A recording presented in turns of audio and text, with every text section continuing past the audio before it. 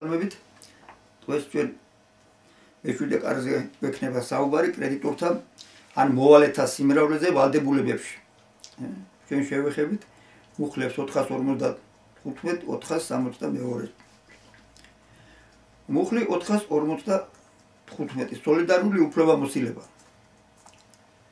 თუ რამდენიმე პირი უფლებამოსილია მოითხოვოს ვალდებულების შესრულება ისე რომ თითოეულის შეუძლია თლიანი შესრულების მოთხოვნა, ხოლო მოვალე ვალდებულია მხოლოდ ერთჯერადად შეასრულოს, მაშინ ისინი წარმოადგენენ სოლიდარულად უფლებამოსილ პირებს, ანუ სოლიდარულ კრედიტორებს. რაშინ არის აქ ჩადებული კანონმდებლ სამ ნორმაში. სამოქალაქო ვალდებულებით სამართლებრივ ურთიერთობებში კრედიტორი და მოვალე შეიძლება სხვადასხვა რაოდენობით იყვნენ წარმოდგენილნი. იმ შემთხვევაში, როდესაც ურთიერთობის მხარეები წარმოდგენილია ერთი კრედიტორითა და ერთი მოვალით, სახეზე გვაქვს მარტივი ვალდებულება. პრაქტიკაში არც თუ იშვიათია შემთხვევები, როდესაც კრედიტორი ერთი პირია, ხოლო მოვალე რამდენიმე, ან პირიქით რამდენიმე კრედიტორი და ერთი მოვალე, ან და ერთდროულად რამდენიმე კრედიტორი და რამდენიმე მოვალე. ასე დროს სახეზე გვაქვს კრედიტორთა და მოვალეთა სიმრავლე ვალდებულებაში. სხვაგვარად რომ თქვათ ასეთ ურთიერთობებს რთულ ვალდებულებით ურთიერთობებს უწოდებენ, რომლებიც იყოფიან ორ ნაწილად, წილად და სოლიდარულ ვალდებულებით სახეებად. წილადი ვალდებულების დროს თითოეული კრედიტორი უფლებამოსილია მოითხოვოს შესრულება მხოლოდ თავისი წილის ფარგლებში და თითოეული მოვალე ვალდებულია შეასრულოს მხოლოდ თავისი წილის ფარგლებში. ამ ვალდებულებაში მოქმედებს პრინციპი ყველა მოქმედებს თავისთვის. მისი სანიმუშო მაგალითია მემკვიდრეთა პასუხისმგებლობა მამკვიდრებლის ვალებისათვის 1484 მუხლის პირველი ნაწილის თანახმად. მემკვიდრეები ასეთ შემთხვევაში ვალდებულნი არიან მთლიანად დააკმაყოფილონ მამკვიდრების კრედიტორთა ინტერესები, მაგრამ მიღებული აქტივების ფარგლებში თითოეულის წილის პროპორციულად. ამ შემთხვევაში მამკვიდრებელი არ წარმოადგენს სოლიდარულ მოვალეს. სოლიდარულ ვალდებულებით ურთიერთობებში მოქმედებს პრინციპი ერთი ყველასათვის და ყველა ერთისათვის. რამდენადაც სოლიდარული ვალდებულება აღიქმება როგორც ყველა სოლიდარული კრედიტორის მოთხოვნად, ამდენად სოლიდარული მოვალის ვალი მიიჩნევა ყველა სოლიდარული მოვალის ვალად. ესე იგი, ყველა მისი მონაწილე სრულადაა უფლებამოსილი და სრულადვე ვალდებული. სოლიდარული ვალდებულები სამი სახეა გამოკვეთილი: აქტიური, პასიური და შერეული სოლიდარული ვალდებულებანი. აქტიური სოლიდარული ვალდებულება გვექნება მაშინ, როცა პირთა სიმრავლე მოთხოვნის უფლების მხარეზეა, ანუ კრედიტორის მხარეზეა. პასიურია მაშინ, როდესაც პირთა სიმრავლე სავალო ვალდებულების მხარეზეა, ანუ მოვალეთა მხარეზე.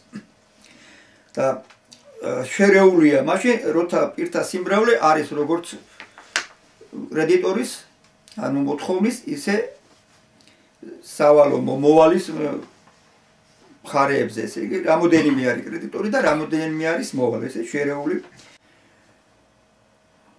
455 მუხლის შინაარსიდან გამომდინარეობს, რომ რამოდენიმე კრედიტორთაგან თითოეული უფლებამოსილია მოვალისაგან მოითხოვოს თლიანი შესრულება, ხოლო მოვალე ვალდებულია მხოლოდ ერთჯერადად ერთ გზის შეასრულოს ვალდებულება. ამდენად თლიანი შესრულების მოთხოვნა უპირისპირდება მხოლოდ ერთჯერადი შესრულების ვალდებულება.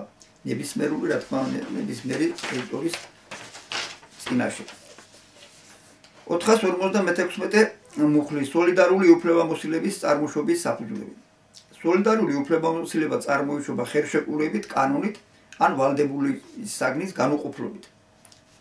რას გულისხმობს ახლა ეს ნორმა? აღნიშნული ნორმით მოიაზრება სოლიდარული უფლებამოსილების წარმოშობის შემთხვევები ხელშეკრულებით, ანუ მხარეთა ნების თავისუფალი გამოხატვით. კანონით საანდერძო დანაკისრის მაგალითი ვავიღოთ, როდესაც მამკვიდრებელი ავალებს მემკვიდრეს მისი ქონებისგან ნაწილიდან გარკვეული წილის სხვისთვის გადაცემას, ან სხვაგვარ განკარგვას, აგრეთვე ვალდებულების საგნის განუყოფლობის საფუძველზე, როცა ვინმე დააზიანებს რამდენიმე პირის თანასაკუთრებაში არსებულ ნივთს, ამ დროს ყოველ მათგანს წარმოიშობა სოლიდარული უფლებამოსილება. მუხლი 457 ვალდებულების შესრულება ნებისმიერი კრედიტორის წინაშე. მოვალეს შეუძლია თავისი სურვილისამებრ ვალდებულება შეასრულოს ნებისმიერი კრედიტორის წინაშე, თუ კი ერთ-ერთ კრედიტორს მისთვის არ წაუყენებია შესაგებელი 455 მუხლით გათვალისწინებული მოთხოვნით. განმარტავთ. აღნიშნული ნორმა ცალსახად ადგენს, რომ მოვალეს შეუძლია თავისი ვალდებულების შესრულება ნებისმიერი კრედიტორის წინაშე, ვიდრე ერთ-ერთი სოლიდარული კრედიტორი არ წაუყენებს შესაგებელს 455 მუხლის საფუძველზე. თუ წაუყენოს მოვალეს შესაგებელი, ამას თვითონ კრედიტორები წყვეტენ. ამ შემთხვევაში პრეტენზიის მქონე კრედიტორი წარმოადგენს როგორც საკუთარ უფლებას, ისე სოლიდარული კრედიტორების დანარჩენ მონაწილეთა უფლებამოსილებასაც. ამ შემთხვევაში დანარჩენი მონაწილეების თანხმობა არ არის საჭირო. მოვალე მაშინ თავის ხდება სოლიდარული კრედიტორთა წინაშე პასუხისმგებლობისაგან, როდესაც იგი სრულად დააკმაყოფილებს სოლიდარულ მოთხოვნას. მუხლი 458. ვალდებულების შესრულება ერთ-ერთი კრედიტორისათვის. ერთ-ერთი სოლიდარული კრედიტორისათვის ვალდებულების მთლიანად შესრულება ათავისუფლებს მოვალეს დანარჩენი კრედიტორების წინაშე ვალდებულებისაგან. აქ განმარტება ზედმეტი არაფერი არ არის ფაქტიურად. თვითონ ნორმა არის ისეთი, რომ მარტივი ნორმაა და გასაგები ნორმაა. მუხლი 459. ერთ-ერთი სოლიდარული კრედიტორის უარის თქმის შედეგები. თუ ერთ-ერთი სოლიდარული კრედიტორი უარს იტყვის მოვალის წინაშე მოთხოვნაზე, მაშინ მოვალე თავისუფლდება იმ ნაწილის გადახდისაგან, რომელიც მოცემულ კრედიტორს ერგებოდა. განმარტავთ, სოლიდარული კრედიტორი უფლებამოსილია მხოლოდ საკუთარი წილის მოთხოვნის ფარგლებში და დანარჩენთა უფლებრივ სფეროში ვერ შეიჭრება. მას შეუძლია უარი თქვას საკუთარ წილზე, ან აპატიოს მოვალე და გაათავისუფლოს იგი გადახდისაგან, მხოლოდ თავის წილ მოთხოვნის ფარგლებში. 460 მუხლი. სხვა კრედიტორთან დაკავშირებული ფაქტების გამოყენების დაუშვებლობა. მოვალეს არ შეუძლია ერთ-ერთი კრედიტორის მიმართ გამოიყენოს ისეთი ფაქტები, რომლებიც სხვა კრედიტორთანაა დაკავშირებული. აღნიშნული ნორმით მოიაზრება ისეთი შემთხვევები, როდესაც თითოეულ სოლიდარულ კრედიტორთან შეიძლება დაკავშირებული იყოს ისეთი ფაქტები, რასთანაც დანარჩენებს არავითარი ურთიერთობები არ გააჩნიათ. სოლიდარული უფლებამოსილება არც სპობს და არც განავრცობს ყველა სოლიდარულ კრედიტორზე მოვალის იმ პრეტენზიას, რომელიც მას ერთ-ერთი კრედიტორის მიმართ ექნება. 461 მუხლი. სოლიდარული კრედიტორის მემკვიდრეთა უფლებები. თუ სოლიდარულ კრედიტორს ყავს რამდენიმე მემკვიდრე, მაშინ თითოეულ მემკვიდრეზე გადადის ვალზე უფლების მხოლოდ ის ნაწილი, რომელიც მის სამკვიდრო წილს შეესაბამება. ამ მუხლში შემდეგი შინაარსია ჩადებული. სოლიდარული უფლებამოსილება გადაეცემა მემკვიდრეობით ერთი კრედიტორით, ამ შემთხვევაში ჩაინაცვლება მეორე კრედიტორით. როცა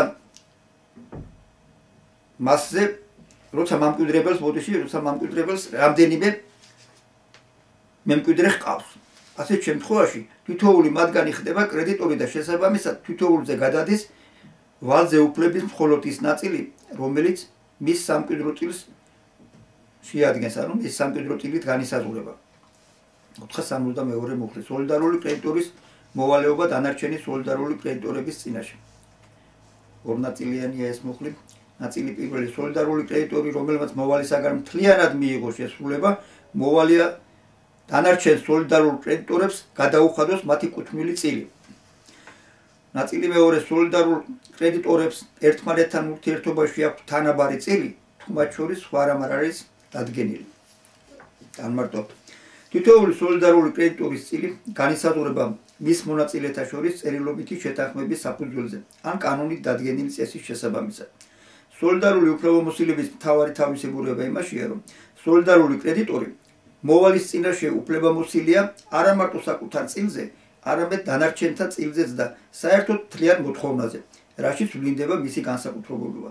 ამ შემთხვევაში აქცენტი გადატანილია იმაზე, რომ სოლიდარულ კრედიტორებს ერთმანეთთან ურთიერთობებში აქვს თანაბარი უფლებები და თითოეული იტოვებს მხოლოდ საკუთარ წილს.